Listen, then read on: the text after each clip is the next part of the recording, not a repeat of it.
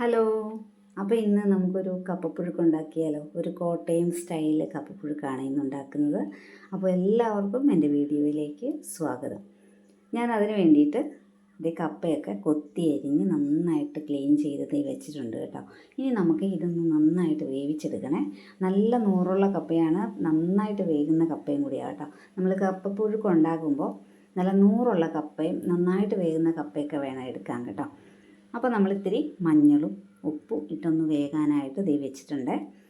പിന്നെ നമ്മൾ കുക്കറിലൊക്കെ ആണ് എങ്കിൽ ഒരു വിസിൽ മതി കേട്ടോ. ഇതൊരു 15 മിനിറ്റ് കൊണ്ട് നമ്മുടെ കപ്പയൊക്കെ വെന്ത് കിട്ടുവേ. അപ്പോൾ അതിരുന്ന് വേകുന്ന സമയത്ത് നമുക്കിതിന് വേണ്ടിയിട്ട് ഒരു അരപ്പ് നമുക്ക് തയ്യാറാക്കി എടുക്കണേ. അതിന് വേണ്ടിയിട്ട് ഒരു മീഡിയം വലുപ്പത്തിലുള്ള തേങ്ങ ഞാൻ ചിരകിയൊക്കെ എടുത്ത് വെച്ചിട്ടുണ്ട്. അതിനകത്തേക്ക് കുറച്ച് കുരുമുളക് ഞാൻ ഇട്ട് കൊടുക്കുന്നുണ്ട്. കുരുമുളകിൻ്റെ ടേസ്റ്റ് കൂടുതൽ വേണമെന്നുള്ളവർ ഇത്രയും കൂടി എടുക്കാം കേട്ടോ. ഒരു 1/4 ടീസ്പൂണോളം കുരുമുളകും കൂടി എടുക്കാം കേട്ടോ. പിന്നെ നമ്മളൊരു 3 അല്ലി വെളുത്തുള്ളി ചേർത്തിട്ടുണ്ട്. അതുകൂടാതെ ഒരു 1/4 ടീസ്പൂൺ മഞ്ഞൾപ്പൊടി ചേർത്തിട്ടുണ്ട്. പിന്നെ ഒരു 1/2 ടീസ്പൂൺ പെരിഞ്ജീരകം ചേർത്തിട്ടുണ്ട് കേട്ടോ. നമ്മൾ ഈ കപ്പയ്ക്ക് എരിവിന് നമ്മൾ പച്ചമുളകാണ് ചേർക്കുന്നത്. ഒരു 5 പച്ചമുളക് ഞാൻ എടുക്കുന്നുണ്ട്. നമ്മുടെ എരിവിന് ആവശ്യമനുസരിച്ച് വേണം പച്ചമുളകിൻ്റെ എണ്ണം. കൂടുതൽ ആവശ്യമുള്ളവർ 1-2 കൂടുതൽ എടുക്കാം കേട്ടോ. അപ്പം ഞാനൊരു 5 പച്ചമുളക് എടുത്തിട്ടുണ്ട്. അതുകൂടാതെ നമ്മൾ കുറച്ച് കറിവേപ്പിലയും കൂടിയിട്ട് നമ്മൾ ഒതുക്കി എടുത്ത് വെച്ചിട്ടുണ്ട്. ഇനി നമുക്ക് പെട്ടെന്ന് നമുക്ക് പുഴുക്കുണ്ടാക്കാവേ. അതിന് വേണ്ടിയിട്ട് ഒരു പാൻ അടുപ്പത്ത് വെച്ചിട്ടുണ്ട്. ഞാനൊരു ചീനച്ചട്ടി അടുപ്പത്ത് വെച്ചിട്ടുണ്ട്. ചീനച്ചട്ടി നന്നായിട്ട് ചൂടാകുമ്പോൾ അതിനകത്തേക്ക് കുറച്ച് വെളിച്ചെണ്ണ നമുക്ക് ഒഴിച്ചു കൊടുക്കാം കേട്ടോ. വെളിച്ചെണ്ണ നന്നായിട്ട് ചൂടായി കഴിയുമ്പോൾ നമുക്കതിനകത്തേക്ക് കുറച്ച് കടുക് ഇട്ടൊന്ന് പൊട്ടിച്ചെടുക്കാം.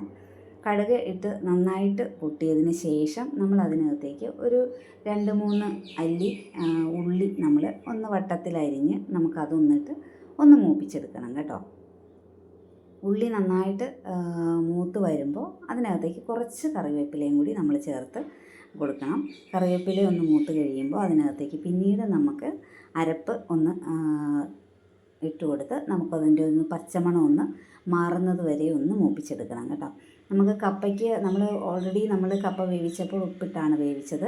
ഇനി ഉപ്പ് കപ്പയ്ക്ക് കുറവാണ് എന്ന് തോന്നിക്കഴിഞ്ഞാൽ ഈ ഒരു സമയത്ത് വേണം നമ്മൾ ഉപ്പിടാൻ കേട്ടോ. നമുക്ക് ആവശ്യമുള്ള ബാക്കി ഉപ്പ് വേണമെങ്കിൽ ഇടാൻ ഈ സമയത്ത് നമുക്കിടാം കേട്ടോ. കുറവാണ് എങ്കിൽ.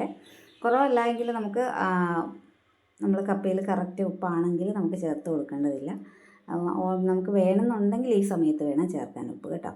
ഇത് നന്നായിട്ട് ആ ഒരു പച്ചമണം മാറിക്കഴിയുമ്പോൾ നമ്മൾ വേവിച്ച് വെച്ചിരിക്കുന്ന നമ്മുടെ കപ്പയും കൂടി അതിനകത്തേക്ക് നമ്മൾ ഇട്ട് കൊടുത്തിട്ടുണ്ട്. ഇനി നന്നായിട്ട് നമ്മളൊന്ന് മിക്സ് ചെയ്തെടുക്കണം. നമ്മുടെ അരപ്പ് കപ്പയിലേക്ക് നന്നായിട്ട് പിടിപ്പിച്ചെടുക്കണേ.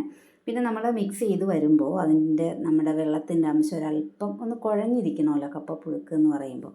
അതൊന്ന് കുറവാണെങ്കിൽ നല്ല തിളച്ച വെള്ളം ഉണ്ടല്ലോ അതൊന്ന് തളിച്ച് കൊടുക്കണേ.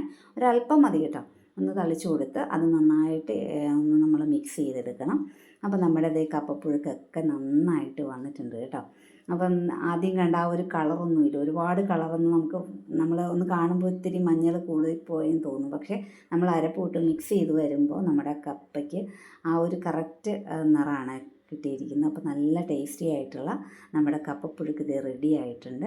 അപ്പോൾ എല്ലാവരും ഒന്ന് ട്രൈ ചെയ്ത് നോക്കണം കേട്ടോ. അപ്പോൾ എൻ്റെ വീഡിയോ കണ്ടുകൊണ്ടിരിക്കുമ്പോൾ എൻ്റെ വീഡിയോ ഇഷ്ടപ്പെടുകയാണെങ്കിൽ ഒന്ന് സബ്സ്ക്രൈബ് ചെയ്യാൻ മറക്കല്ലേ ആരും. അതുപോലെ തന്നെ ഒരു ലൈക്ക് തരാനും അതുപോലെ തന്നെ നിങ്ങളുടെ കമൻസൊക്കെ അറിയിക്കണേ. അപ്പോൾ നമ്മുടെ കപ്പപ്പുഴുക്ക് റെഡിയാണ്. അത് നമുക്ക് മീൻകറിയുടെ കൂടെ കഴിക്കാം. അതുപോലെ തന്നെ നമുക്ക് ബീഫ് കറി, പിന്നെ ഒന്നുമില്ലെങ്കിൽ തന്നെ നമുക്ക് ഒരു മാങ്ങാച്ചാർ ഉണ്ടെങ്കിലും കഴിക്കാം കേട്ടോ. അപ്പോൾ ഇനി അടുത്ത വീഡിയോയുമായി കാണാവേ.